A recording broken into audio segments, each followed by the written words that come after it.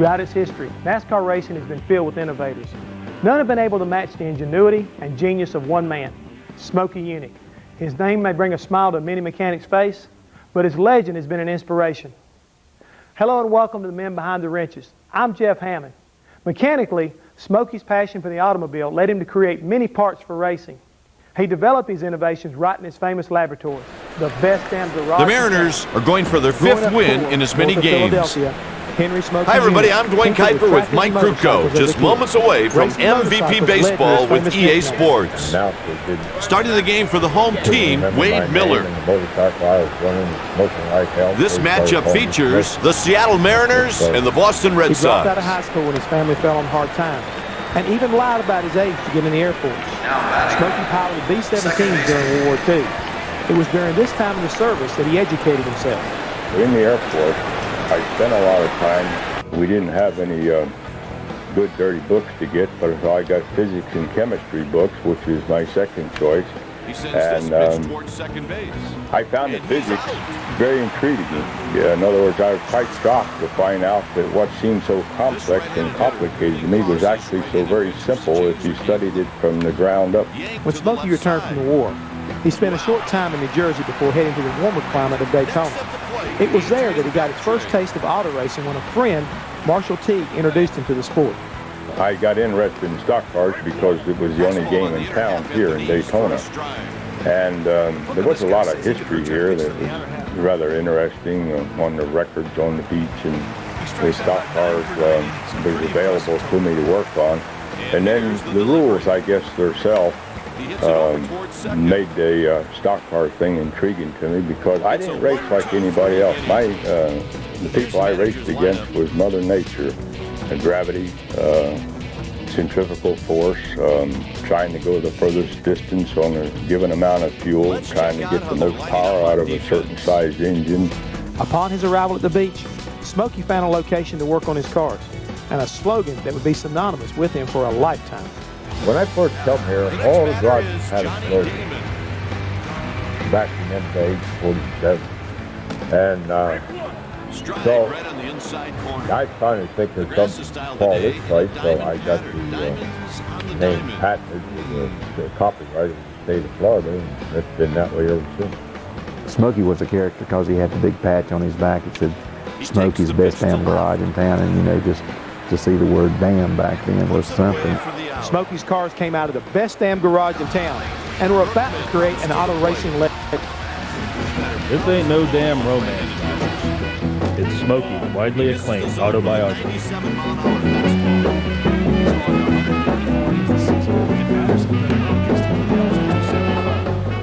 To hear stories of the days when the stock cars were really stock and the drivers were as fast off the track as they were on, call 866-SMOKEY2 or visit online at SmokeyUnic.com.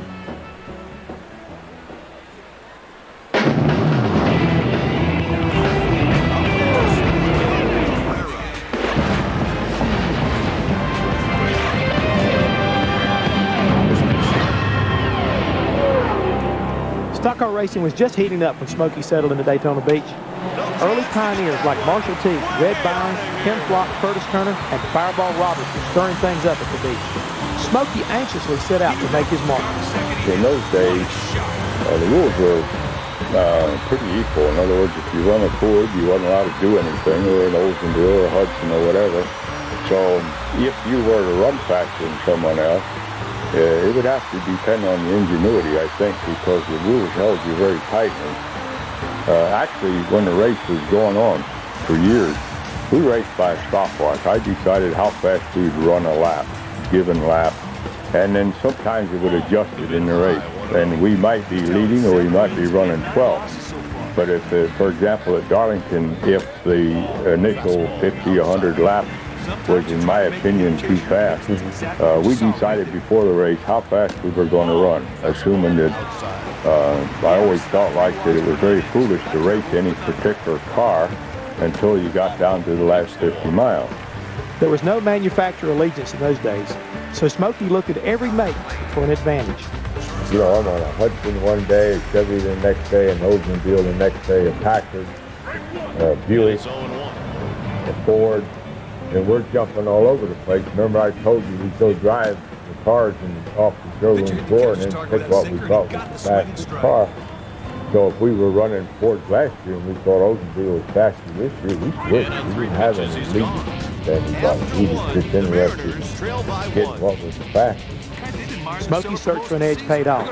By 1951, Hudson asked him to build engines for driver Herb Thomas and the famous Hudson Hornet for $200 a motor. Thomas won the 1951 Southern 500 with Smokey's engine, and it was a start of successful association. During their years together, Unick and Thomas won 49 times, including 3 Southern 500s, and they earned 2 championships in 1951 and 53. During this time, Lee Petty challenged the duo for the crown, creating a rivalry for the era. Yeah, he was a dirty racer. He was appreciated definitely. I like Lee, and I don't have to say I like his driving. Well, No, Herb would either win or blow up. When Daddy couldn't afford to blow up. So if he had to settle for second or third in order to get enough money to go to the next race, then that's what he did. As Smokey experimented with his race cars, his ingenuity became legendary. The story about him, after the inspection, they take the gas tank out and he has to go through with the doggone thing, a little more colorfully, and jumping in it and cranking it up and driving it back to his shop. I would work all week to get an edge on you for next week, but today, if I do, then the week after that I'm going to get penalized because the new philosophy on racing is that we want everybody the same speed. And I think that from the fans' point of view, it's probably correct. You want real racing down to the last inch of the race. But back then, what we thought was important was just simply stated for me, just for you to go out and just outrun the shit out of everybody out there. That was what was important. And maybe I could do that for a season. But then we always had a deal, and I still believe it, that the sun don't shine on the same dog's back all the time. And sooner or later, that guy couldn't beat. We find the weak spot and we get it. And that was what was trying to find out this Sunday who was going to be the cat that we couldn't beat, that had something new, something better. In 1955, Smokey and Thomas proved their versatility by entering a Chevy in the Southern 500 and taking home the victory. Smokey's success was rewarding, but he wasn't one to sit still. He still had much more to accomplish. By the mid-50s, Smokey had made a name for himself on and off the racetrack. Sometimes his interpretation of the NASCAR rules led to heated debates with Bill Frank Sr., who saw Smokey's creative approach as cheating. But through all the frustration, his mind never ceased to come up with innovation after innovation. Eventually, the big boys of the Detroit auto industry took notice and looked to Smokey to make the automobile better. They didn't call it genius, and they called him a cheater. And really, he didn't cheat. He went around the rules. And if it wasn't in black and white written, he figured it was okay. But he was brilliant.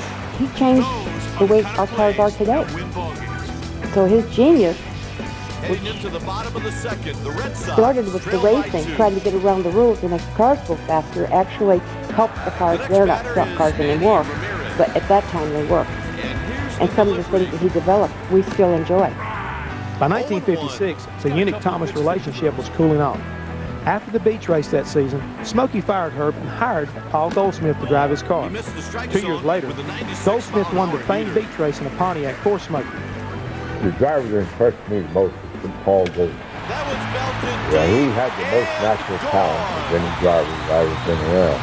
It was around this time, the late 50s, that talk began of a new type of racetrack, a super speedway that the French family was planning to build in Daytona. The racetrack turned out to be a bigger deal than Smokey ever envisioned. By the time that I knew anything about it, it was gonna, had plans for it, rough plans. Eventually they developed to get enough to construct the racetrack. And at them days, I was fairly involved. I probably made 7 or 8 speeches to the Kiwanis and the Rotary Club and everything, trying to get people to buy stock in the racetrack. Matter of fact, I bought some stock. And so most of us were working, doing anything we could to help the thing happen. And once we got started, to the point where we started had the corporation on his work. I thought that was built. Now, if you're saying that I have any idea, it didn't turn out to be the size, the race, the size of the group we got, never in my wildest dreams that I ever imagined anything. By the early 60s, Smokey was frustrated with NASCAR, but not with auto racing, so he turned his attention to Indy cars. The open-wheel environment seemed to be the perfect outlet for Smokey's frustrated genius. He liked Indianapolis because he called it a little skinny rule book. By this time, NASCAR's rule book had gotten bigger and thicker and more restrictive, and Indianapolis said the car had to be this long and it had to be this wide and it had to weigh this much, and beyond that, you could really let your imagination go. And he did with his capsule car and with the first wing on the car in Indianapolis. He really enjoyed that freedom of thinking. He teamed with Jim Rathman to win the Indy 500 in 1960, but what Smokey considered his greatest achievement, he never officially got credit for. He was cheated out of it. The Indy race that he won. He fought for that recognition, but it never came. In 1960, there was a co-crew chief, and by the time it was all said and done, co-crew chief wasn't even on the property a lot of the time. Dad did all the work, and he got written out of the history. But he was proud of it. He knew what he'd done. Fresh off his Indianapolis success, Smokey returned to stock cars, this time teamed with one of the sport's first superstars. As NASCAR headed into the 60s, Smokey and his contemporaries balanced hard work and fun on and off the racetrack. They were a fun-loving bunch. In those days, all the guys were alive. Barbara Roberts was there, Little Joe Weatherly was there, and all these people that now have become legends. They were just people and just out to have a good time, and they would race and they would party. And then they'd go home and go to work until the next weekend, and then they would race. They weren't making their living at it. It was their hobby, really. It was their party. In 1962, Smokey teamed up with the superstar of the era, Fireball Roberts. Despite watching Fireball race for years, Smokey was skeptical about the driver.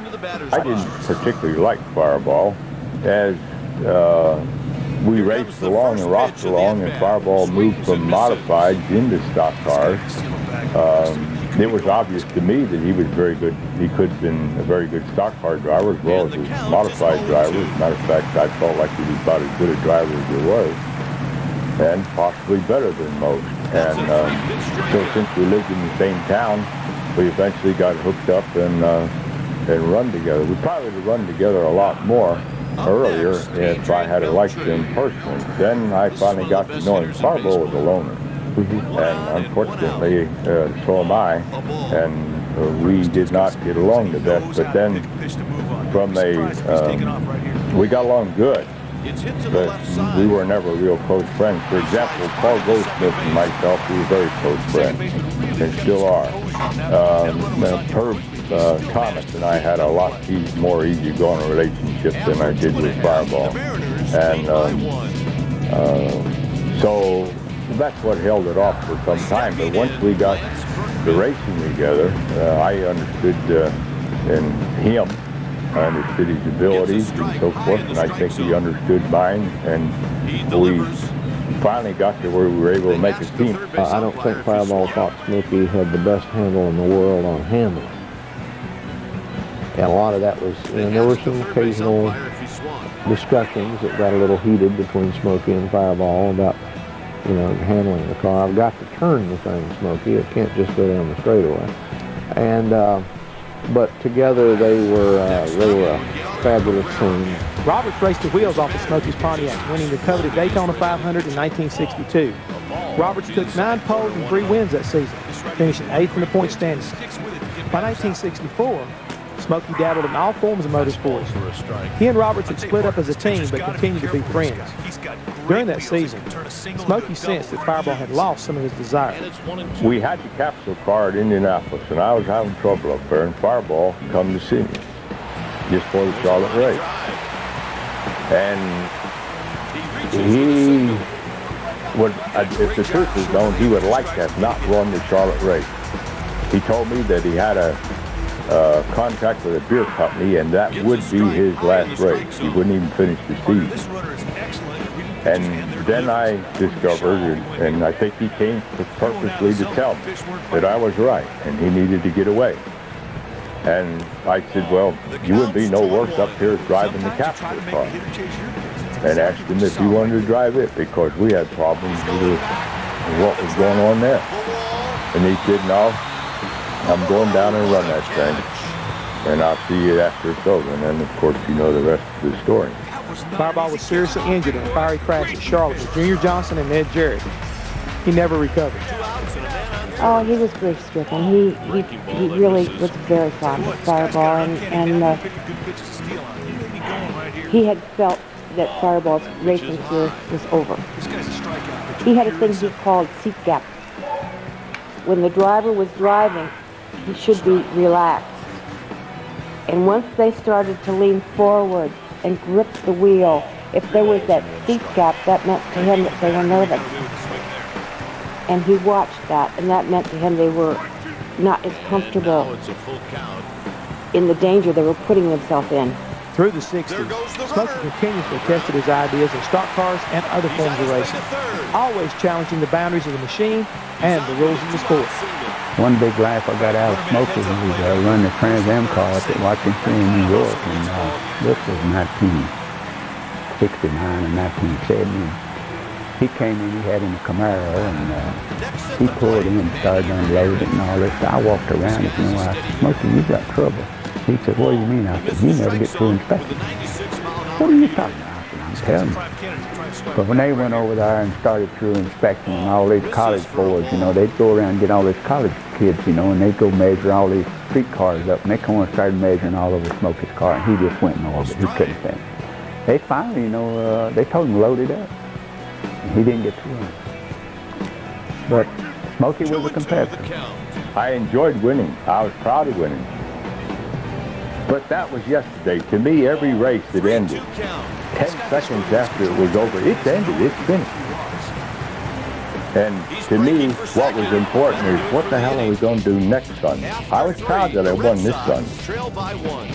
But I didn't see it as any special, it didn't give me any special privilege in any way, because in real life, the fact that you won this Sunday don't do you one damn bit of good next Sunday. You got to re-win it again yourself.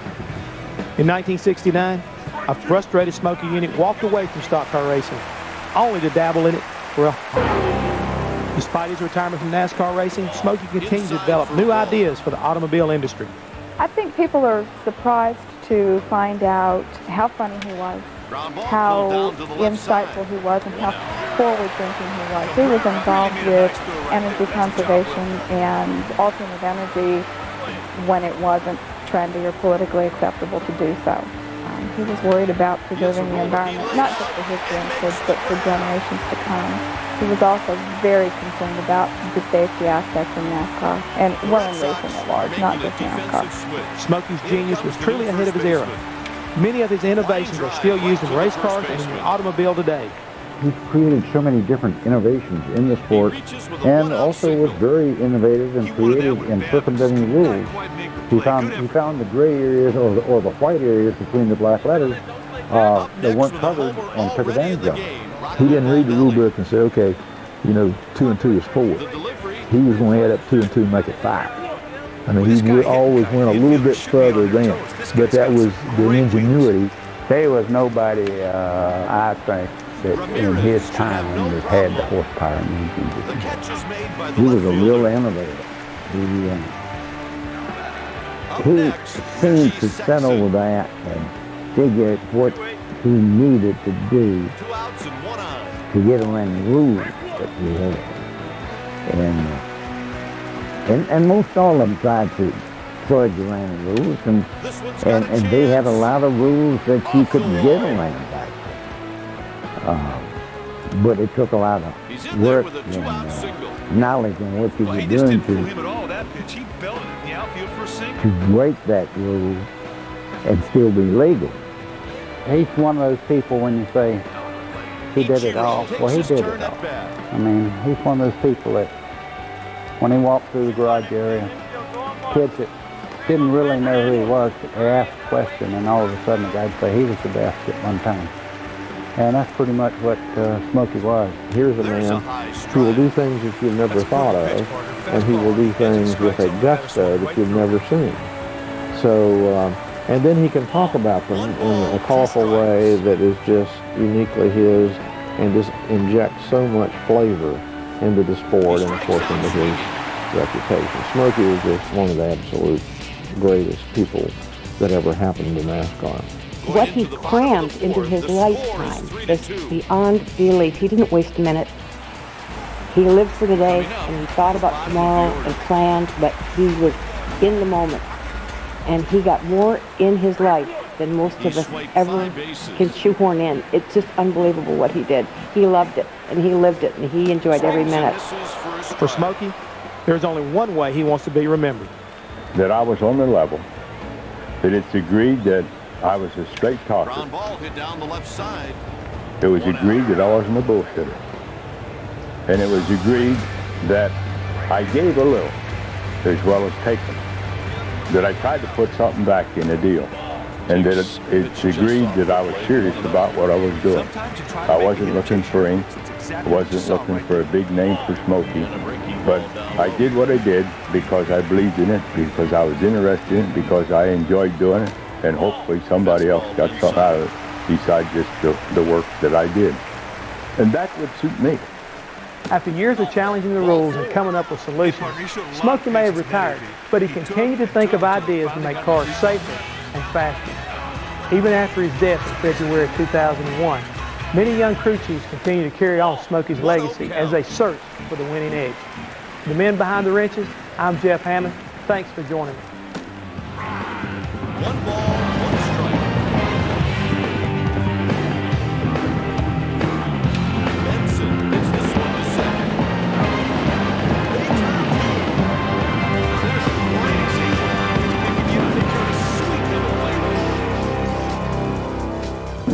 After 4 innings, the score is 8-2. Stepping in, Raul Ibanez.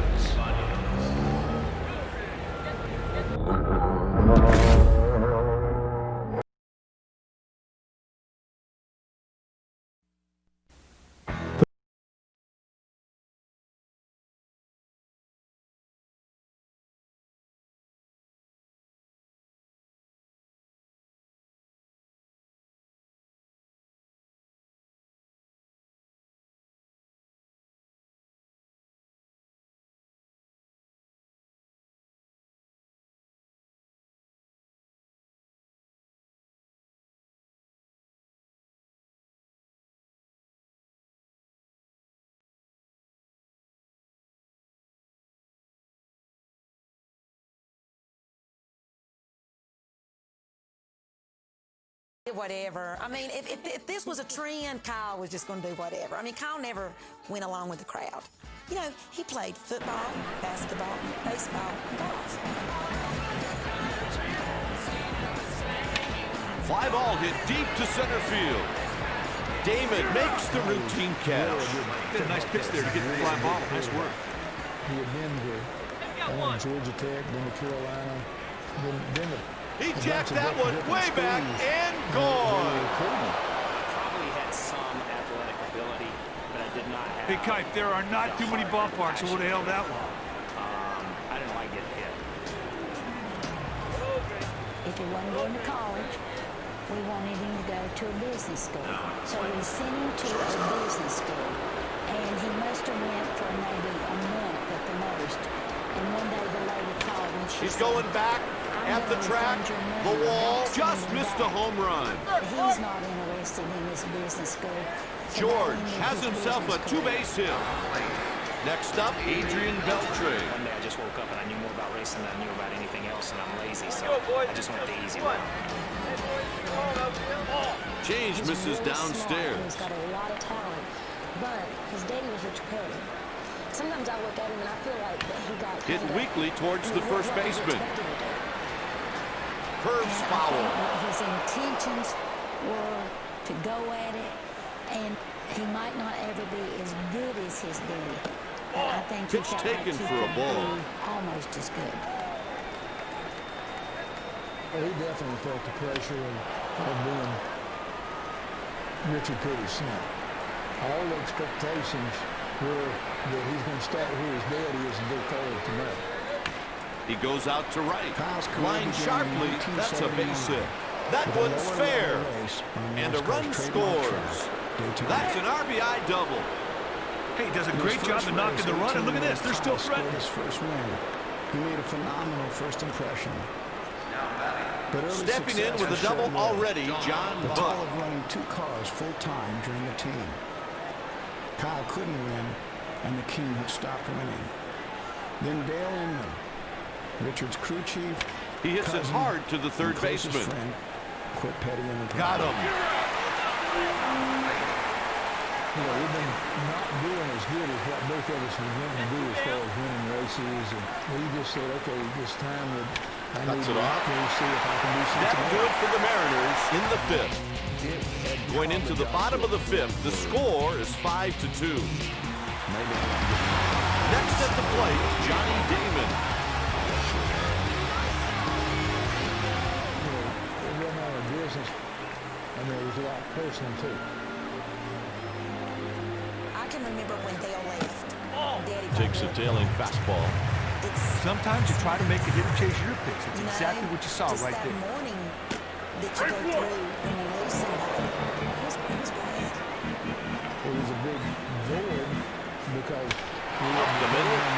having to run so much of Petty Enterprises. He's around first. I think Dale Inman was 2 base hit. That was not an easy switch to hit. He was able to lay out a double. The next batter is Lance Berkman. There's a close pitch, called a ball. Type the guy standing in right field has his share of outfield assists.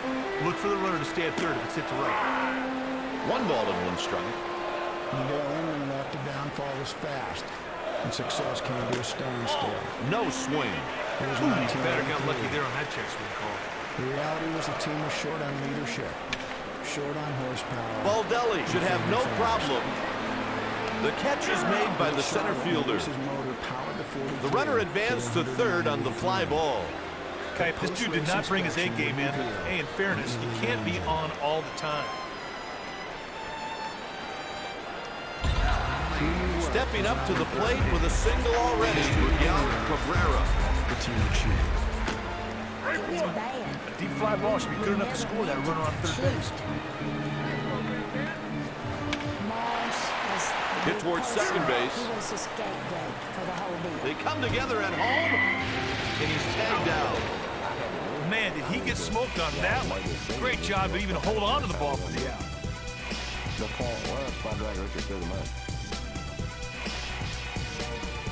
After 5 innings, the score is 5-2.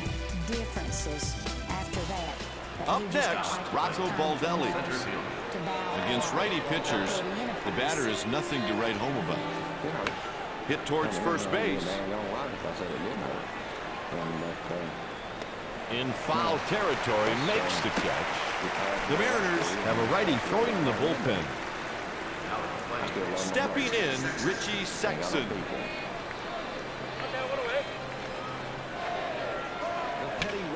That one's going to fall in for a hit. He's headed to second. That's a double. That was not an easy pitch to hit. He was able to lay out a double. Petty holds his golf game in the front round and deals with the question why. There's no way that things today are like it was yesterday. And there's no way. The Mariners have some activity down in their pen. Next up, Ichiro.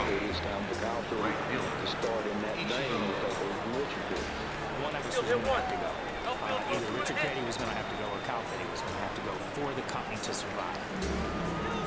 And here comes the hook. They're going to the righty, Ryan Dempster. And it wasn't going to work. I said, okay, the best thing for us to do is for me to move out a year, get a sponsorship for Kyle's car. And pretty well win Arizona. Curves foul. I would say Kyle's going to come out the worst on this thing because he's got a long way to go and a lot to learn. That one's out to left. He's on with a one-out single. Next at the plate, Raul Ibanez. This lefty has okay success against right-handed pitching. The book on this dude says stay away because he loves the ball under his hands. Here's the pitch. And that worked pretty good. That one's headed for the stands, and it's out of here. The King sticks his nose back into it, and he wanted to leave. From the second that ball comes off the bat, everybody knew it was out of the yard. That was a shot. Because Kyle was trying to be a car owner and a mechanic and a driver and a businessman. When he bats against right-handers, this righty enjoys great success. You know, and then spend all my time and my effort and my sponsorship just on the one car with Kyle. But we didn't do that. A little strategy here. The skipper's going out to the mound so the relievers can get a few more warm-up pitches.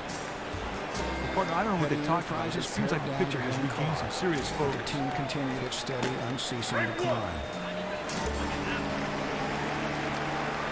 Richard had left a level cross shot, taking his sponsorship and his number to a new team. Easy play for the center fielder. The King wasn't running the way he squeezes it for the out. He did start running better.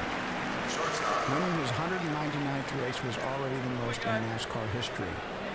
Win number 200 would be an historic milestone. They're making a pitching change. They're going to the bullpen. It was July the 4th. The president was there. It was just like if we wrote the script, it couldn't have been any different. Painted the corner, great pitch. Put that fastball with a catcher called for it, and the batter was overmatched. Lights out scene.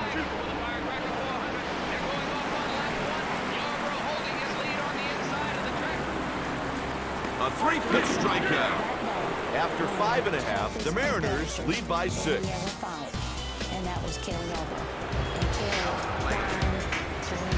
This batter's been known to go on streaks versus right-handed pitching.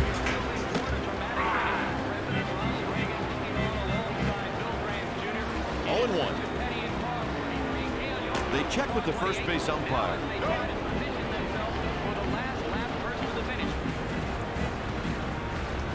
The count's 1-2.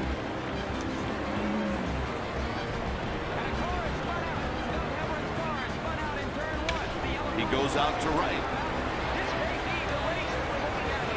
Ichiro makes the catch for the out.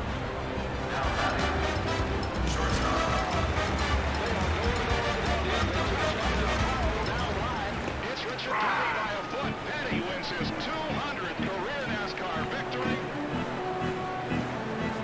They ask the third base umpire if he swung. The pitch. On the ground. He's on first with a base hit. Hey, partner, that was just a good piece of hitting there to get the single. At bat with 1 home run, Manny Ramirez. The 200th race. Taken for a ball. In front of the President of the United States on July the 4th. I mean, you know, who's going to believe this crap, you know? You know, 200 is very, very important, but under the circumstances, with all the presidents that's ever been in the United States, this is the first one that showed up at a racetrack. So everybody's got to go from that racing standpoint, and I want to be the one that was able to welcome him to the Grand National Racing. He started to swing, but managed to stop. He went around, Kyle, but the outfield he did. And we had a picnic. That's a ground ball hit to the second baseman. They turn the double play. Kite, that double play was smooth as silk, just like they practiced it, big boy. With 6 innings played, the Red Sox trail by 6. For more on MVP baseball, log on to EASports.com. EA Sports, it's in the game. That one's hit high and deep and gone. A home run. Some of the races I look back and I say, there was no doubt about that. You could see that thing was out of here the second it hit the bat. Then all the rest of the races that I lost or whatever had to do in order for fate to put you there on July the 4th in front of the president last lap. Stepping in 1 for 3, John Buck. Richard would race for 8 more years, but his 200th win would be his final trip. The manager is going out to stall so his guy in the bullpen can finish warming up. Kyle left Petty Pitcher really needs to slow down and refocus. Seems like that trip to the mound came just at the right time. To be the fresh start that he needed. They make the play. Cabrera made an outstanding throw. That was running a dime.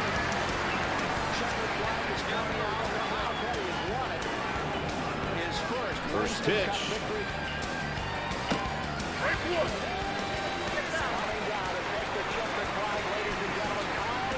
Here it comes.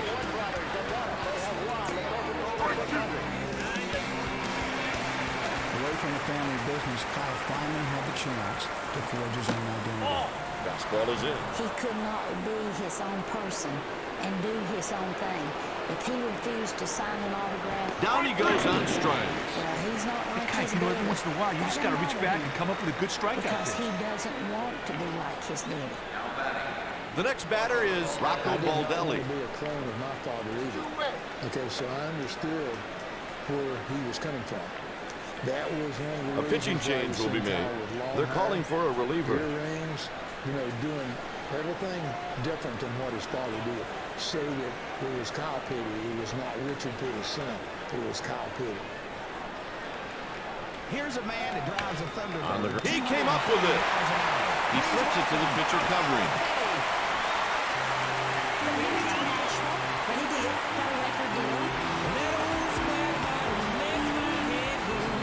All right, everybody, up on their feet. Time for the 7th inning stretch. Yeah, I could use a bit of a break.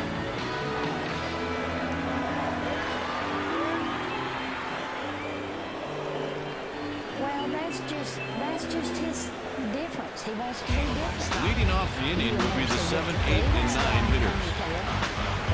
Stop.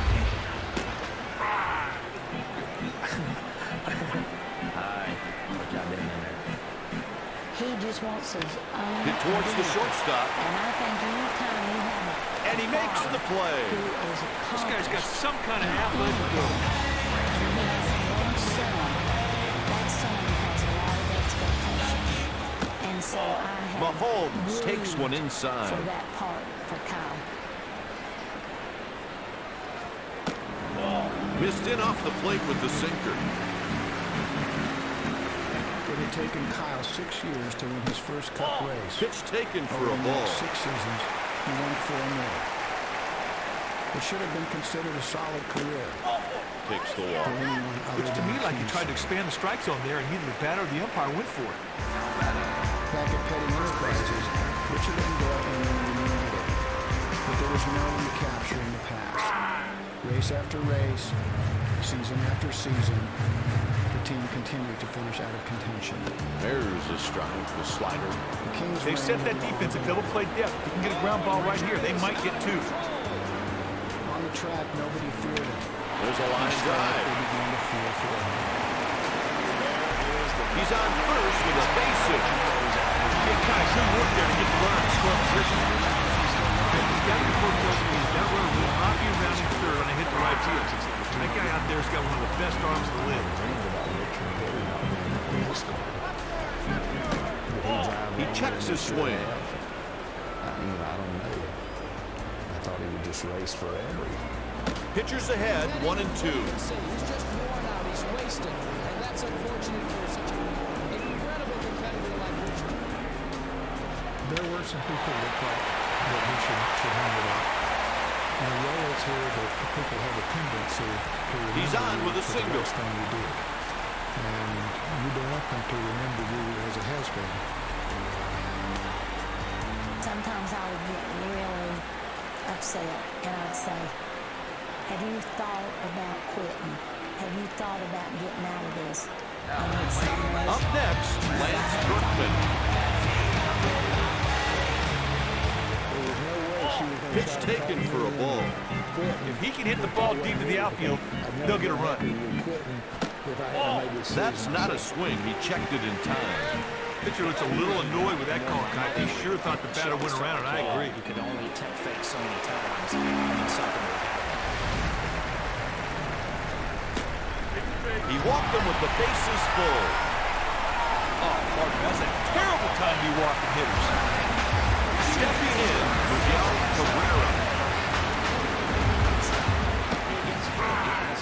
Kite, there's decent speed sitting out there on third. All the Hitter has to do is hit it to medium outfield. They're going to score this run.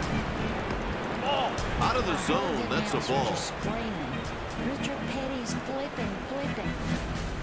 They appeal to the first base ump. Walking down to the infirmary, and the minister, he come to the door and he said, "Come on in." He's going back at the track, the wall.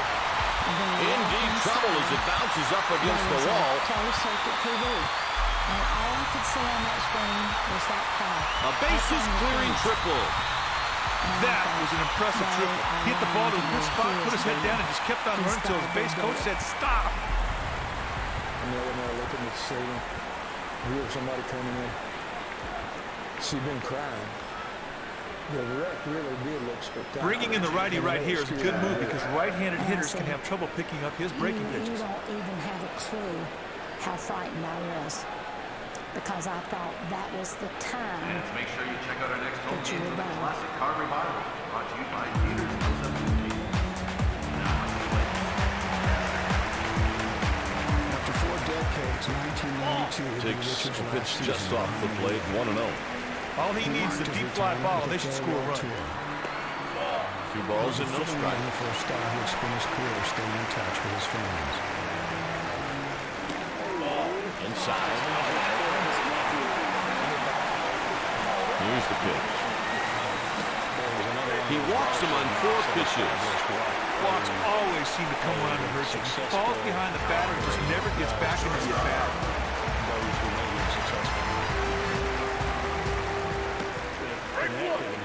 All he's got to do right now is drive that ball to the outfield, pick up that runner from third. We done an autograph signing. Swung on and there it goes. He could not believe he was Big Kite, there are not too many ball clocks over the L now. Dirksen comes through big time right here. The 3-run homer is a great way to put a big number on the scoreboard in a hurry. And so today, on the 4th of July, this president comes not only to greet the American people and the fans here. The corners are hugging the line. Next up, Manny Ramirez. Richard, I'm proud to be at your side. It was just great that NASCAR and the fans and the press and everybody got behind. And it made me feel good that Takes a they pitch high. recognized and appreciated what really meant to racing.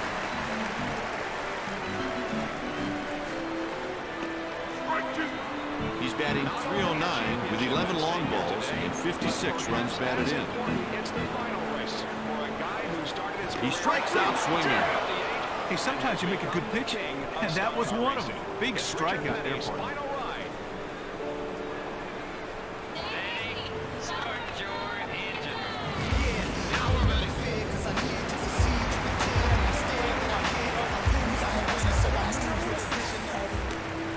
Because we knew how much he loved it. The 0-1. It was just sad for us to see him have to say, "I'm not gonna do Misses outside. the rest of my life."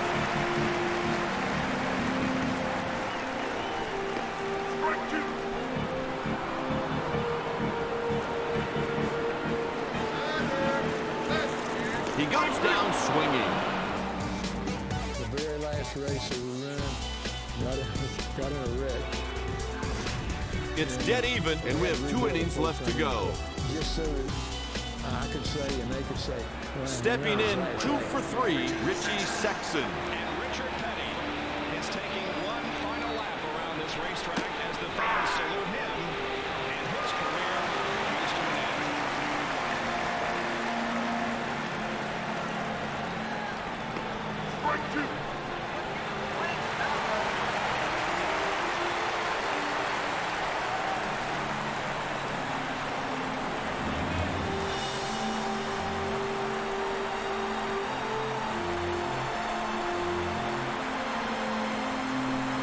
A 3-pitch strikeout. Hey, sometimes you make a good pitch, and that was one of them. Big strikeout there. Stepping in 1 for 3, Ichiro.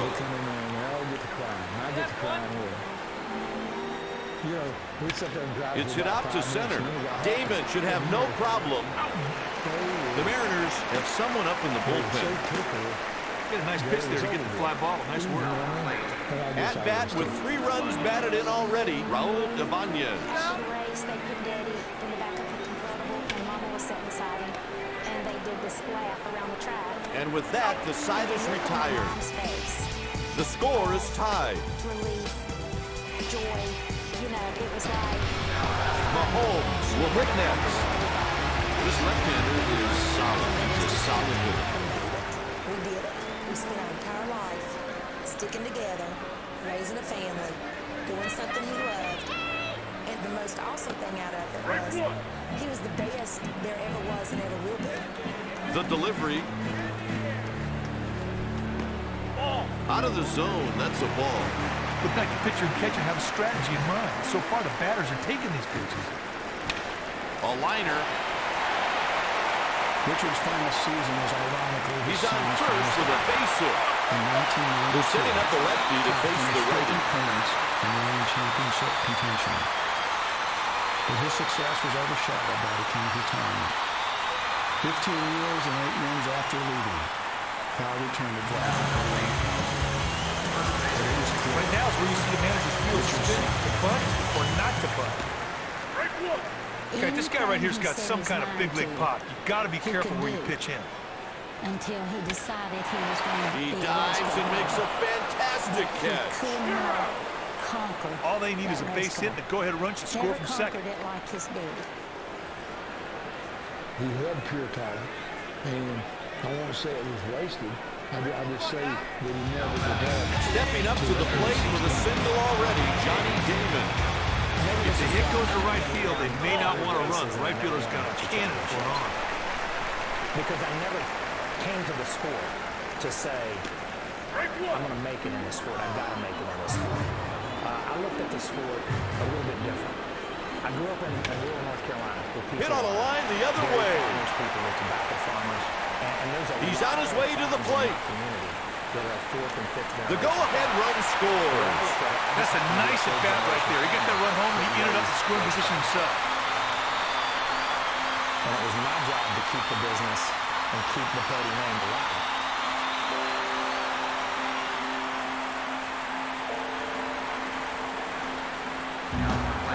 Next at the plate, Lance Berkman.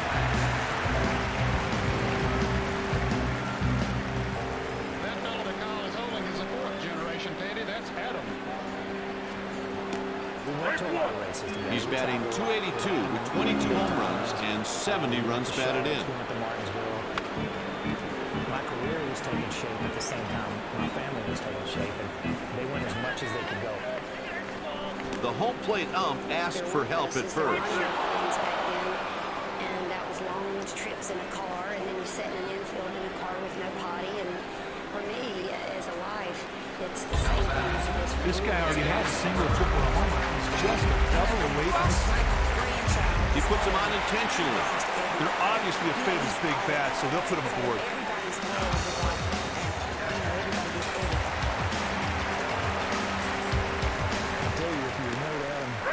For the first 12 or 14 years, that was the most aggravating kid you've ever seen in your life. Jackson takes, and the count evens at 1. Look like the pitcher and catcher have a strategy in mind. So far, the batters are taking these pitches. Adam was, it depends. It depends on what day. He was into everything. 3 balls, 1 strike. Sometimes you try to make the hitter change your switch. That's exactly what you saw right there. That's a 2-out base on ball. Oh, Parker, that's a terrible time to be walking hitters.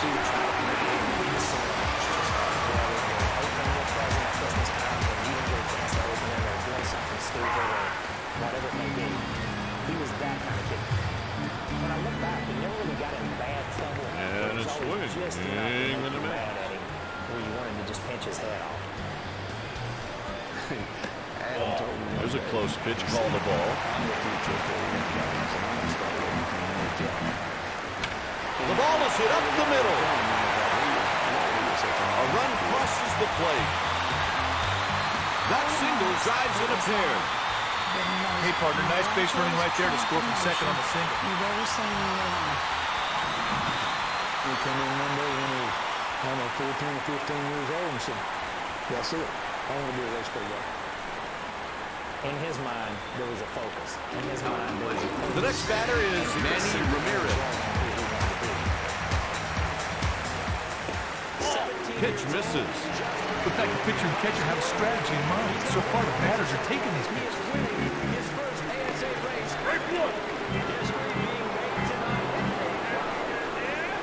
In my mind, we had got to a point where Get on the ground the other way. as an organization. They got him. Here was With 1 inning remaining, Seattle trails by 3.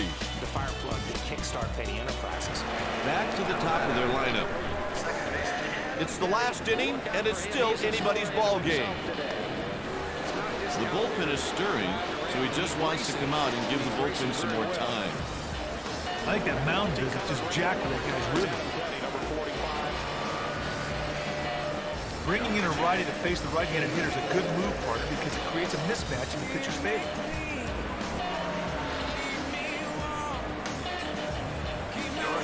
Foul ball.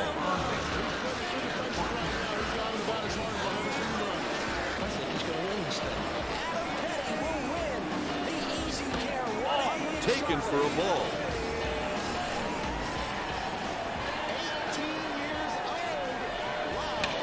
Liner right after shortstop. He reaches with a leadoff single.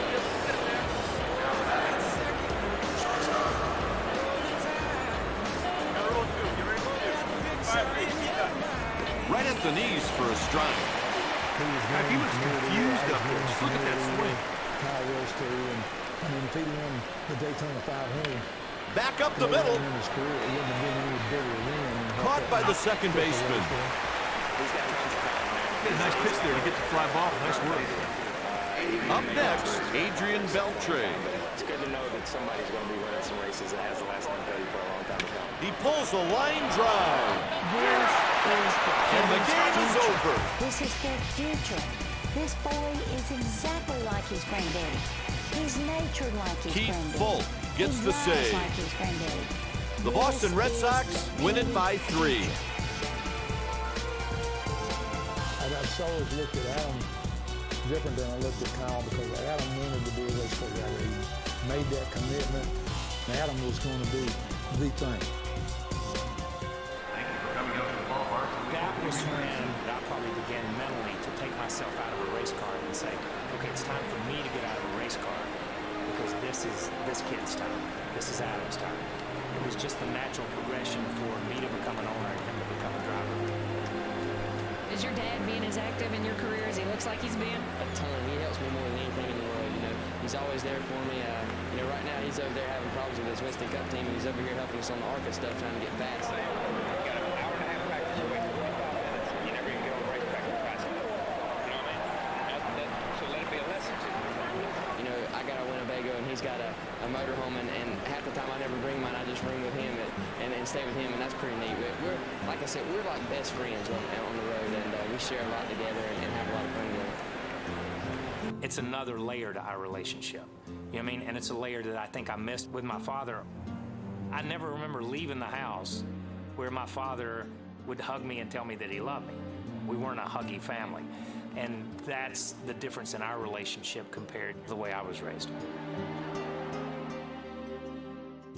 Richard, he doesn't pat you on the back and pay you compliments, and that's part of, I think, Kyle and Richard's problem, because I think sometimes Kyle expects to have a pat on the back or his daddy to tell him he's done something good, but Richard just doesn't pass out the praises very often. Kyle and myself were never as close as what both of us wanted, but we didn't have time. I didn't have time. Then Kyle looks at it and says, it didn't happen with me and my dad, but it is going to happen with me and my son. I don't mean this in a bad way, but my father and I are not close friends. He's my father. And that's just the way that is. With Adam, I tried to say, we're going to be friends. Okay, I'm always going to be your father, and I'm going to be the guy that spanks you, and I'm going to be the guy that disciplines you, and I'm going to be the guy that jumps on you when you do something wrong. But at the same time, you should be able to call me when something's happened in your life, or you should be able to talk to me about this or talk about that. Every young kid wants to be just like their father, and I've grown up seeing him race, and something that I've always wanted to do. And I really can't believe it's happening when I'm 19, trying to make my first Winston Cup race. But if we do succeed tomorrow in qualifying and we do make the race, it'll be something very, very special.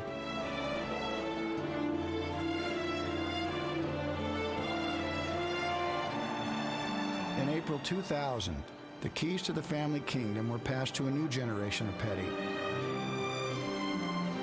In his first attempt, he qualified for his first Cup Series race. By making the field, Adam made history.